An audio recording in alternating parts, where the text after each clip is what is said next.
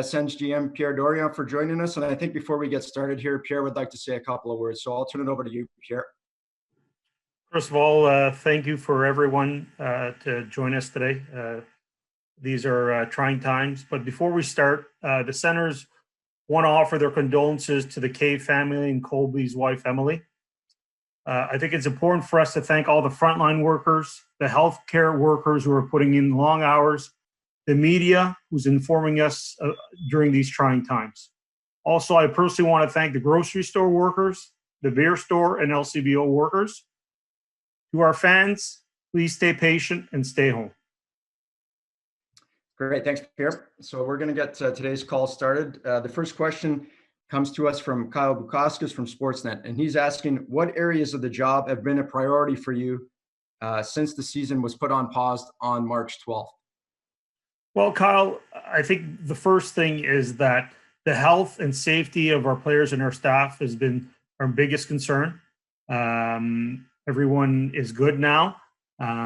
So that's been the biggest priority for us as a management group, me as GM, is to make sure that everyone is okay.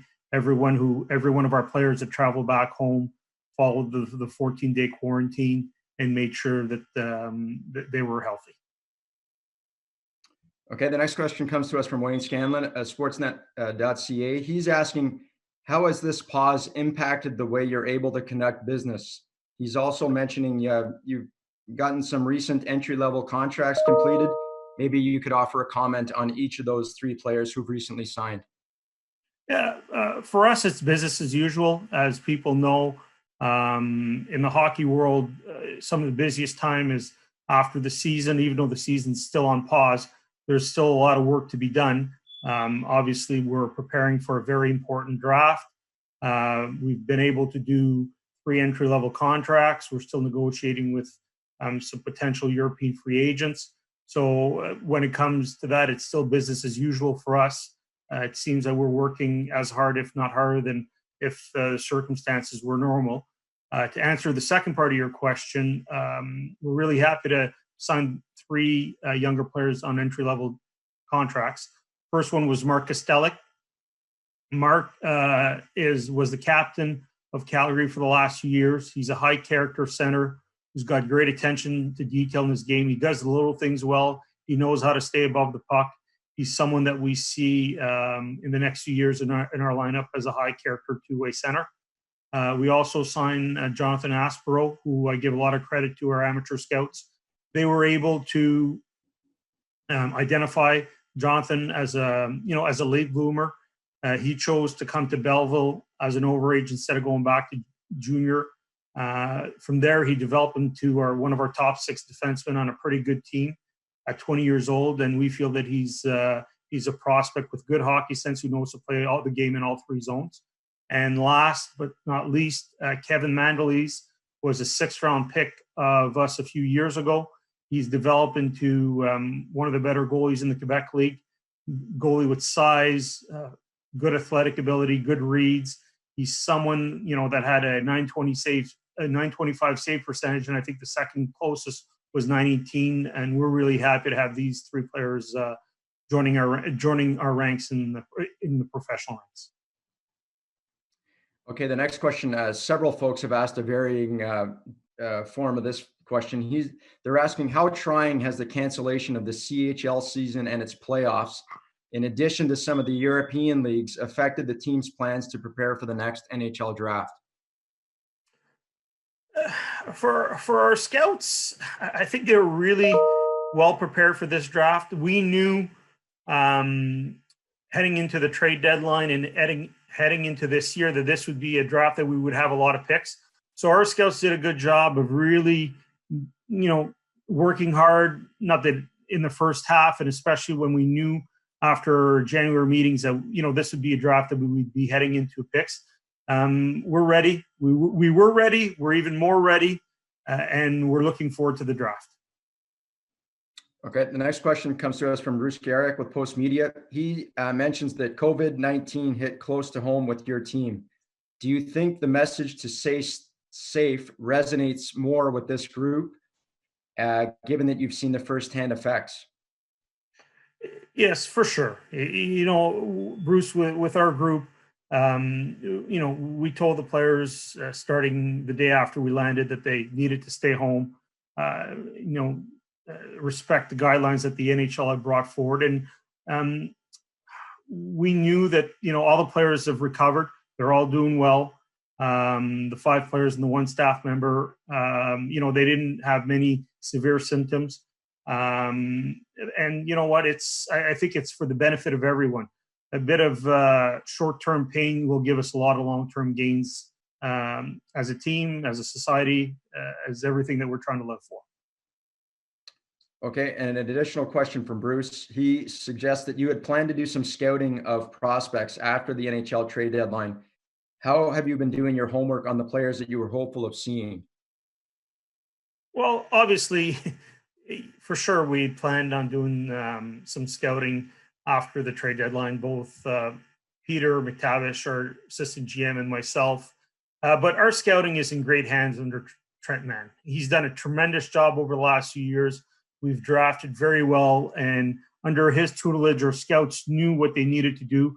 Both Peter and myself were going to be there to be a helping hand, have as many eyes as we could. Before the season went on a pause, I know Peter was on a scouting trip.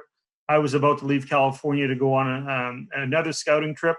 But at the same time, I was in Europe for about 9 days in January. Saw a lot of local junior games, slipped in a few games here and there. So, you know what?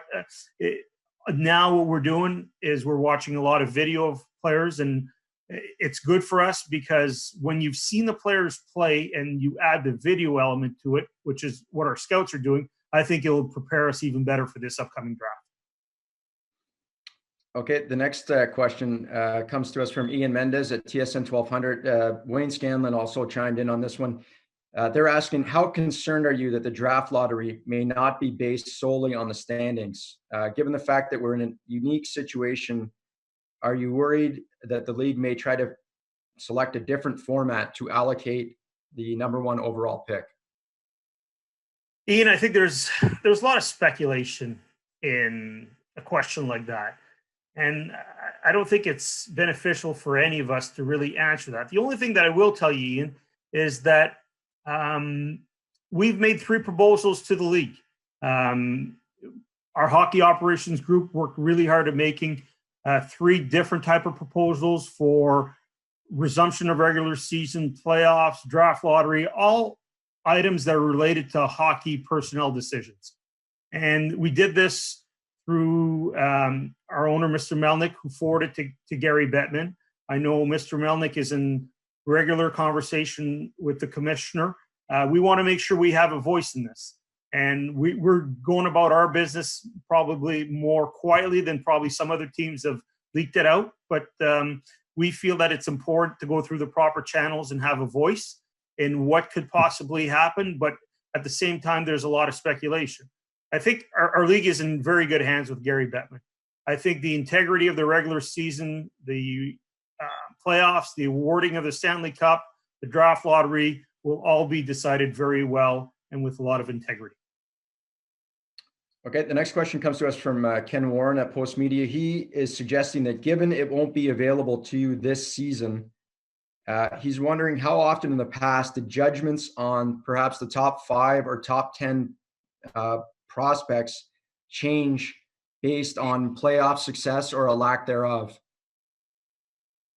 Well, whether it's top 5, top 10, top 31, there's obviously changes that happen, but no other teams will see these changes. We're one of 31 teams. We're fortunate enough that we have 3 picks in a very deep draft in the first round, and we're just going to go about our business. We had an idea how players were trending.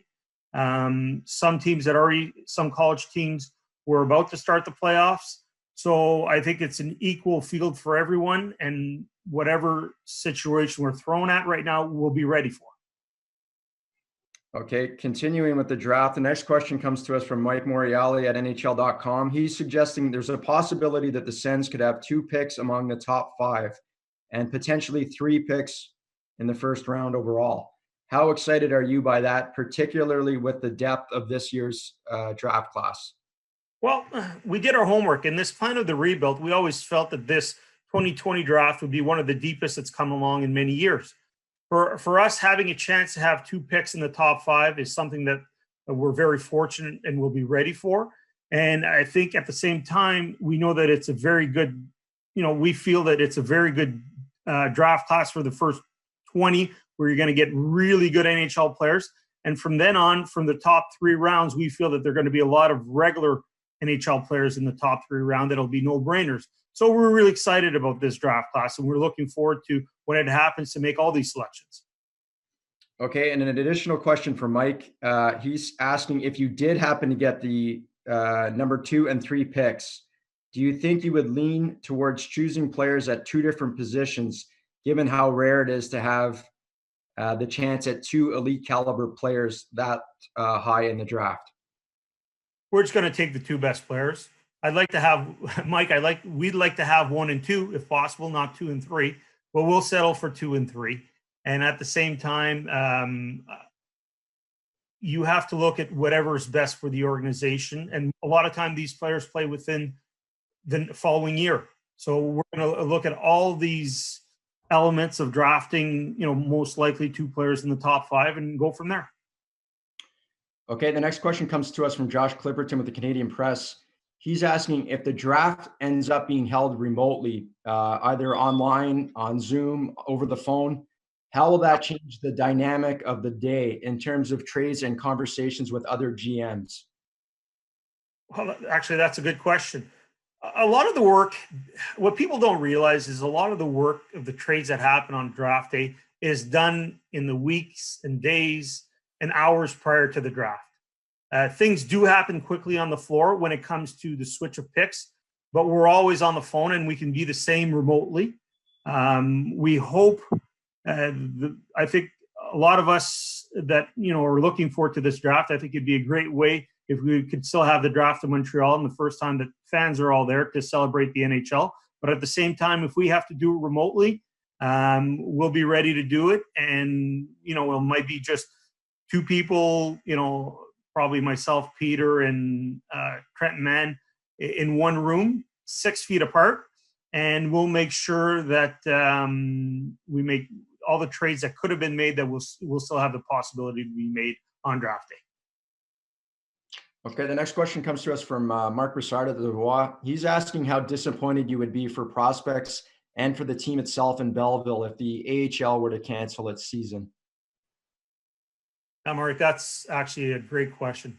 It's probably the thing that hurts us the most as an organization with this pause being on and possibility of the AHL pause or possibility of them canceling their season is the growth in our rebuild of all the prospects we have in Belleville. Obviously, everyone knows we had the youngest team in the American League. We had one of the highest scoring teams in the American League. And the fact that these players, whether they would have played 1 round in the playoffs or they would have played all the way to the Calder Cup finals, our biggest loss as an organization is the lack that these players won't get to play, or hopefully they do get to play in meaningful playoff games, but we have to look that there's a chance that the AHL does cancel their season. We won't know until they decide. But as an organization, you look at it, the loss of a Josh Norris going through a playoff, and Alex Warrington going through a playoff, a Drake Batherson going through a playoff, Vitaly Abramov going through a playoff, a Decord Gustafson, a Brandstrom, all these players going through a playoff series. I think it hurts our organization more than anything that it's gone on right now. Okay, the next question, it's an additional question from Bruce. It's a bit of a 2-parter. He's asking how you're keeping in touch with the team's current players, and if there's anything that you're asking of them with regards to actions they should be taking to stay ready for a potential return. Yeah, when it comes to our players, DJ's been in contact with them. The coach always has more contact with the players than the general manager. Obviously, I've let our players know of memos that have come across from the league about the self-isolation period of time, what they can do, and when it came to travel, when they were allowed to travel back to their summer homes. DJ's been in contact with him, but also Chris Schwartz has been in contact with him. Chris is giving him a plan to stay in shape in case we start hockey again, but at the same time, he's preparing for their off season. So the players have somewhat of two folds of certain plans, but at the same time, it's good that they're still keeping in shape. Okay, next question is a follow-up from Ken Warren. He's suggesting that in a call that we held last week with DJ Smith, he spoke about the importance of strength at center heading into next season. So Ken's asking if that would be a priority for you ahead of other positions as you look ahead to next season. For us, we're doing this part of a rebuild. Obviously, we know we have a lot of good centers in Belleville. I think Josh Norris was 4th in league scoring as a rookie. And if I'm off on my numbers, I apologize. I haven't looked it up in a while. We know Logan Brown was having a good year. We feel that he's still progressing at the rate that we want him to. We have J.C. Beaudin that was called up, did a really remarkable job when he was called up until maybe his last call-up. We have Mark Kostelic that we just signed. And at the same time, we feel that Colin White's going to take a big step at center. So obviously, center position is a very important position, but we feel we have the depth and the prospects to fill that. Okay, the next question is a follow-up from Josh Clipperton at Canadian Press. He's asking if you'll be following the NFL draft for tech insight on how it plays out remotely. Yes, I'll be following the NFL draft as a fan. I think Josh Burrow will go 1. Who knows where 2-0, sorry if I can't say his name, will go. But I think it's the NFL will do a great job with their draft and their platform, and we'll be paying attentively how they proceed. And if we can pick up anything from it to make us better to prepare us for a very important draft for the Ottawa Senators. Okay, the next question is from Murray Pam with Full Press Media. He's asking if you've taken any time to start considering what UFA and RFA negotiations might look like should this season be ultimately postponed. We were going to start overall discussions with some RFAs when the season came to a pause. We're probably going to wait till see what happens if we resume the season or if we don't. So we don't expect to do anything until a certain off season when it comes to the RFAs. With the UFAs, it's pretty much the same thing. We started some discussions with some of them. Those discussions are on pause. At times, some agents have to call me back if they want their players to sign in Ottawa. And we'll see when I hear back from them. Okay, the next one's a follow-up from Wayne. This one might be a little bit similar, but he's suggesting that given you've expressed interest in potentially retaining some of the team's pending UFAs, how do you approach their potential re-signings in this circumstance?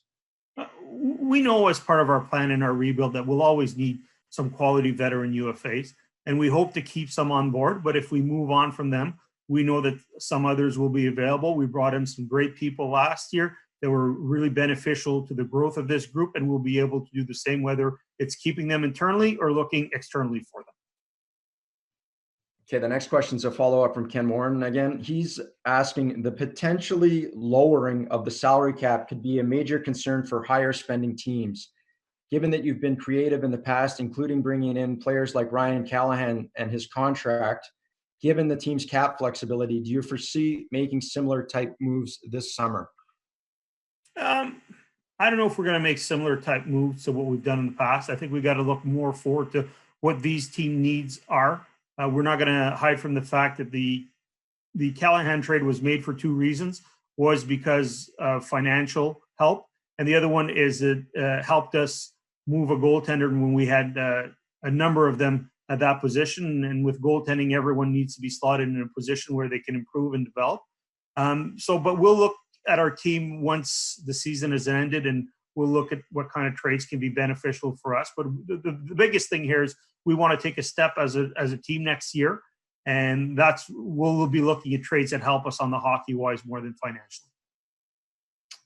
Okay, the next question is also from Wayne Scanlon. He mentions that there's been a lot of online chatter about the Russian defenseman, I believe it's Zub, I'm not actually sure the pronunciation myself, given that he's been linked to the Senators. Are you able to comment on this? I think we're one of the teams that are the finalists for this player Zub. Both Peter and myself had a chance to see him play when we went overseas. Peter went before Christmas. I went after Christmas. Our pro scouts who have seen him play in international tournaments seem to really like this player. We feel he's NHL ready. But until he makes a decision, we hope he signs with us. We know he's someone who could help us in the near future. And until he makes a decision on his future, whether he stays in the KHL or comes to North America, we're just going to wait for him to decide. Okay, the next question is a combined question from Kyle and Bruce. They're both asking if there's an update on the status of Anders Nielsen.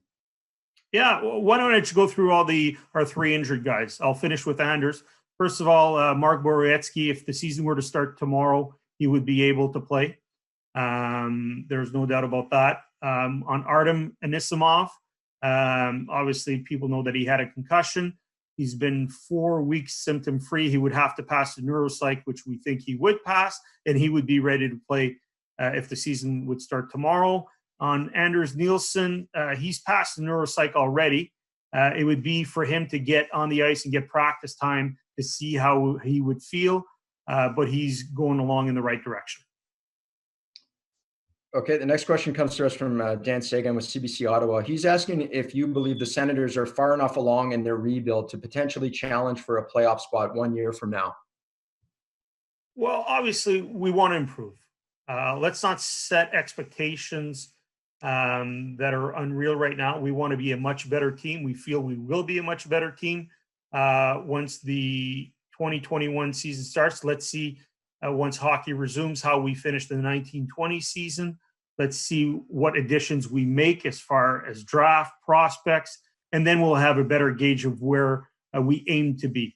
We definitely aim to be a much more competitive team, which we were this year.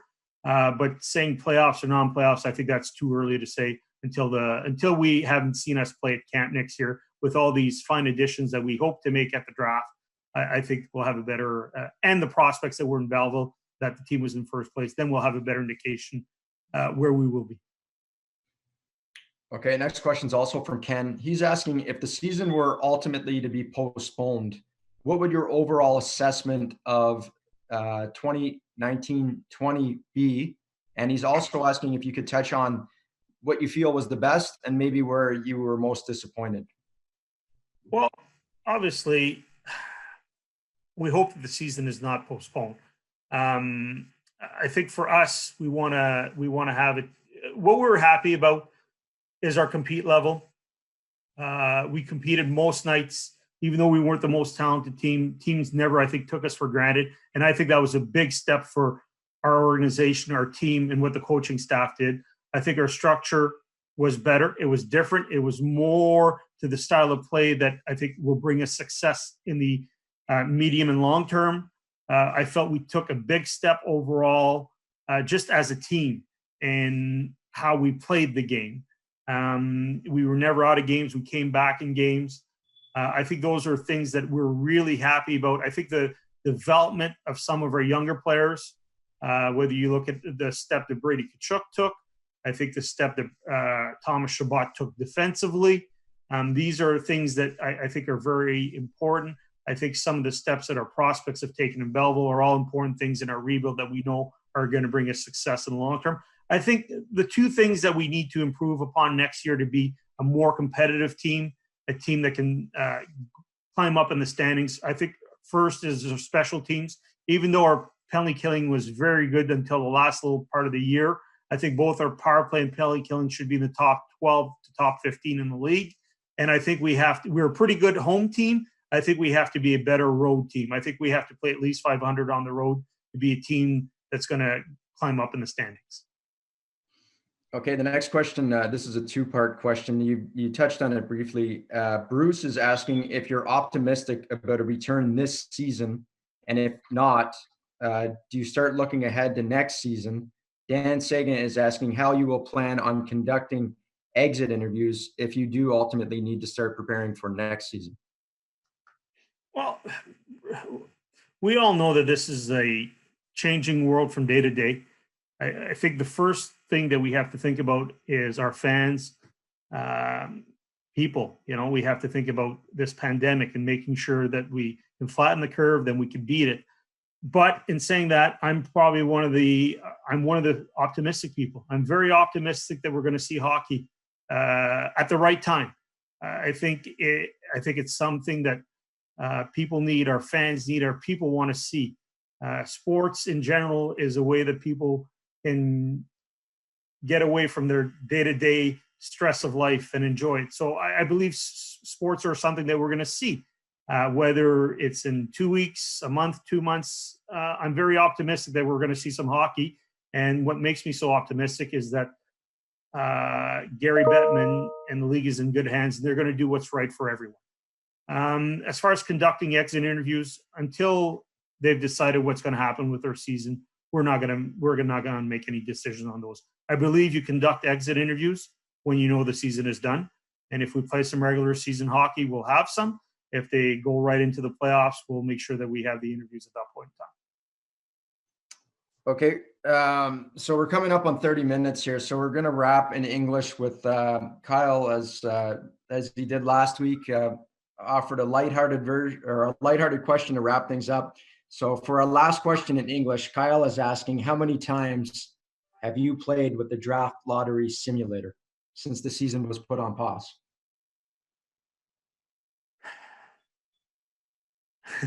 Every morning. Every morning, it's part of my routine.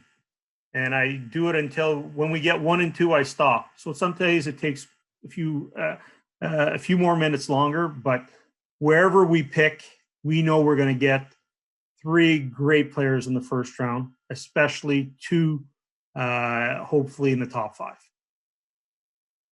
Okay, great. Thanks.